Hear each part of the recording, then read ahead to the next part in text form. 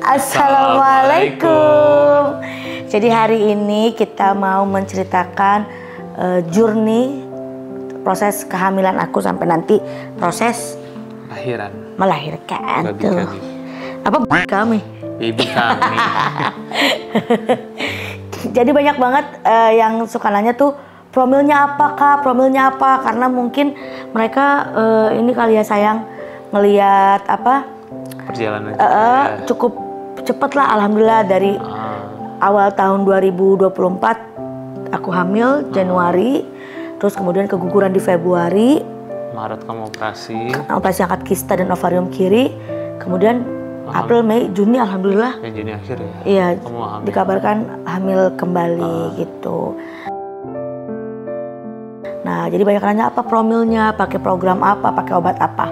Kalau waktu itu ya ada nggak kan, kita promilnya? Iya, kalau untuk promil sih nggak ada sebenarnya saya. Tapi aku kan karena Kiki ini dia workaholic, dia suka kerja ya. Mungkin tingkat stresnya juga tinggi. Apalagi waktu itu kan sampai ada kejadian yang Kiki operasi. Kayak dari akunya kayak inisiatif, ayo sayang kita liburan. Waktu itu liburan sampai ke Bali ya sayang, ke Bali. Terus kita pergi ke Australia.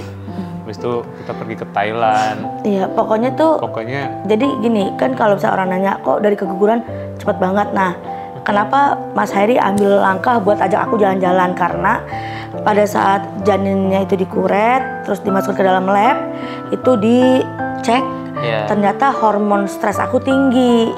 Yang sebenarnya aku tuh nggak ngerasa stres sama sekali, tapi kata dokter, pekerjaan aku misalnya sebagai komedian atau sebagai roster, itu kan bikin materi, ngafalin, mikir, nah otakku tuh gak berhenti berpikir gitu. Dan jadi itu ternyata lebih capek daripada capek fisik ya. Betul. Nah makanya dokter bilang sekarang setelah operasi kista aku harus mulai gaya hidup sehat, terus harus happy terus. Jadi kita nggak ada promil apa-apa. Kalau bisa bilang promil cuma 2, yaitu liburan dan olahraga. Itu aja. Kikinya harus happy terus lah. Iya. Gitu. Betul. Oh, sama satu lagi aku dapat insight dari Teteh Syahrini. Beliau kasih aku usaha dari jalur doa lewat bacaan-bacaan doa dan juga ikhtiar lewat sholat malam. Nanti aku kasih lihat, ini dia chatnya.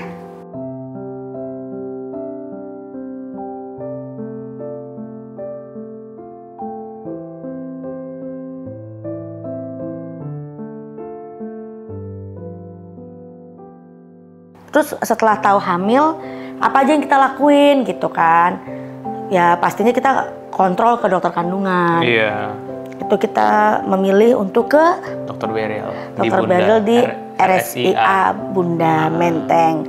Kenapa sama Dokter Beril? Karena memang dari waktu aku keguguran itu yang menangani kebetulan yang standby di rumah sakit waktu itu Dokter Beril. Dan waktu operasi pun juga Dokter Beril. Betul. Juga. Jadi akhirnya pas aku tahu hamil lagi berlanjut sama beliau sampai sekarang. Selain karena itu juga faktornya adalah karena aku merasa kenapa milih RSIA Bunda, entah kenapa ya vibes dan ambience RSIA Bunda tuh terasa homey. Kekeluargaan banget sih. Iya, dari mulai bidannya, kemudian juga perawatnya, sampai dokter Beli tuh care banget semuanya.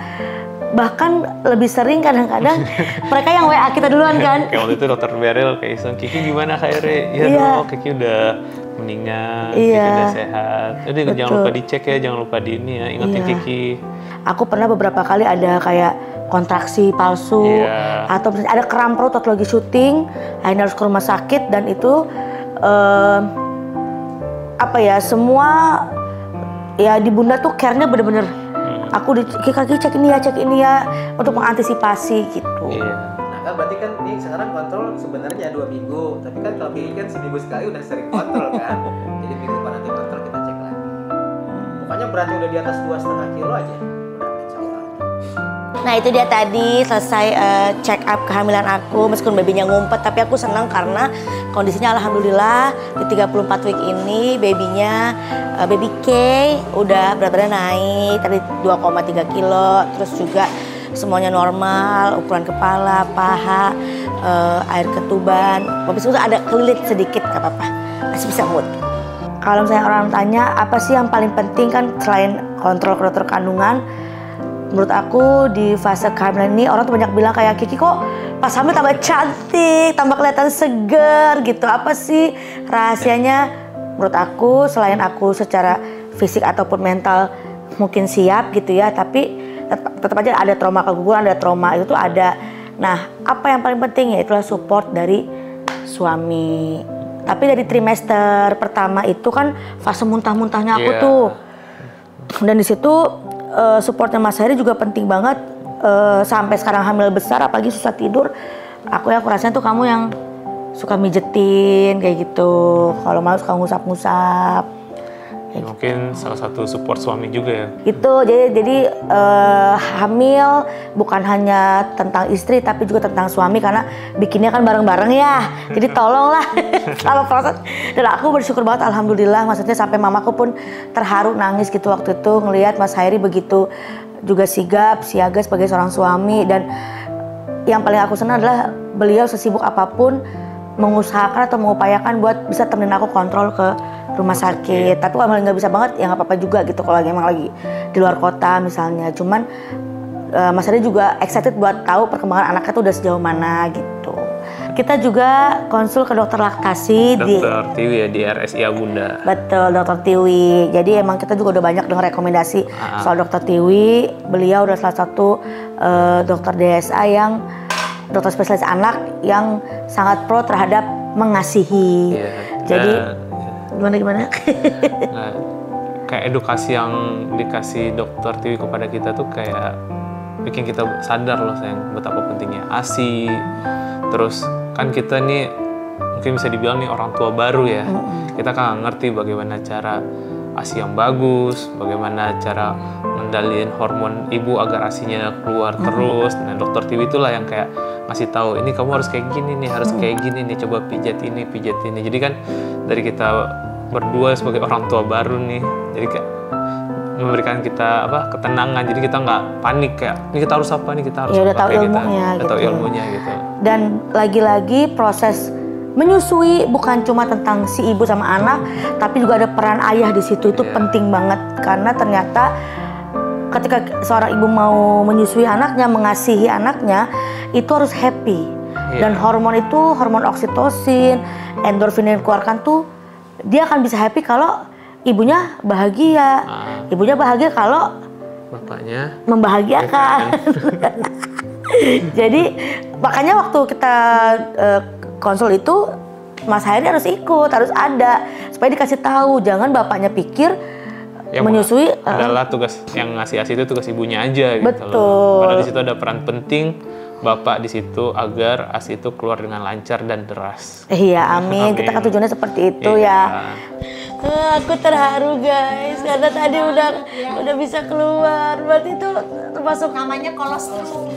Oh, itu cairan surgawi. Masya Allah. Tuh kata dokter cairan antibodinya tinggi banget, antibodinya tinggi ya. Kalau misalnya ditanya juga kenapa sih Ki milih RSI Bunda gitu ya, karena selain dari komunikasi dengan dokter, semua tim perawat, bahkan dari resepsionisnya aja udah ramah, security gitu ya, bikin nyaman. Karena juga kenapa aku milih RSI Bunda itu fasilitas dan juga alat kesehatan itu lengkap banget gitu. Aku udah berapa kali compare dan banyak dapat cerita dari teman-teman artis juga itu. Bagian nursery-nya, bagian bidannya sampai NICU dan semua alat kelengkapan itu RSI Bunda tuh best, lengkap gitu. Dan bahkan ada fasilitas apa aja lagi kan? Ada laparoskopi, ada FES anak tuh pasti. FES anak tuh ya. Terapi untuk ini, terapi untuk melihat kenapa anak itu susah menelan. Nah, jadi kalau misalnya itu namanya FES anak. Nyebutnya Gak tahu, aku juga tahu bahasa Inggris gitu. FES-anak. Tapi pas saat aku tanya, ini ruang apa sih? Ini tuh salah satu fasilitas yang disediakan oleh Bunda untuk konsultasi para orang tua yang mengalami anak kesulitan menelan gitu. Terus ada itu juga. Ada ERAX juga ya.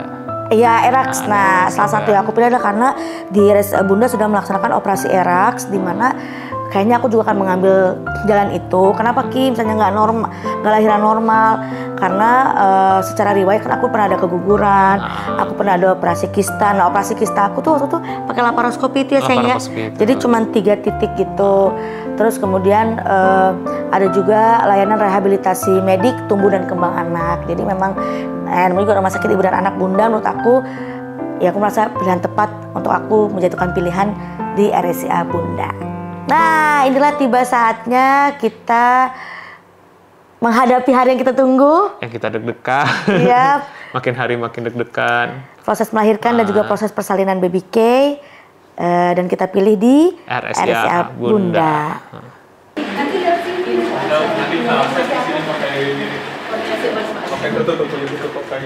Ini kamarnya.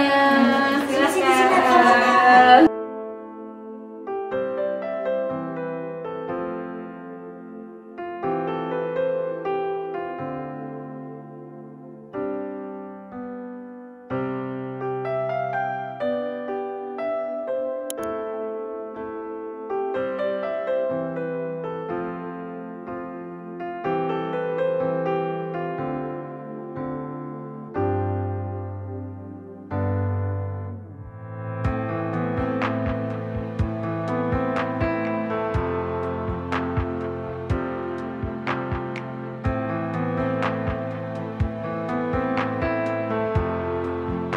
Kita mulai.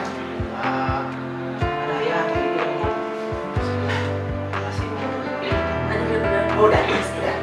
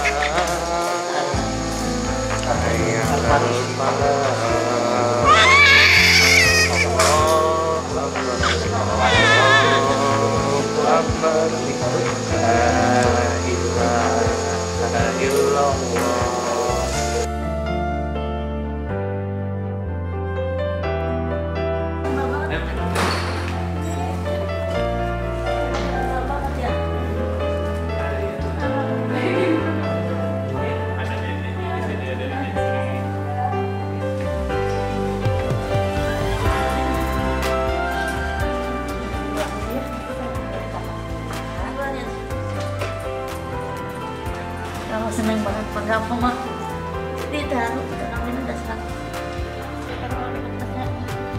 Jadi ayah jadi papa sekarang ya.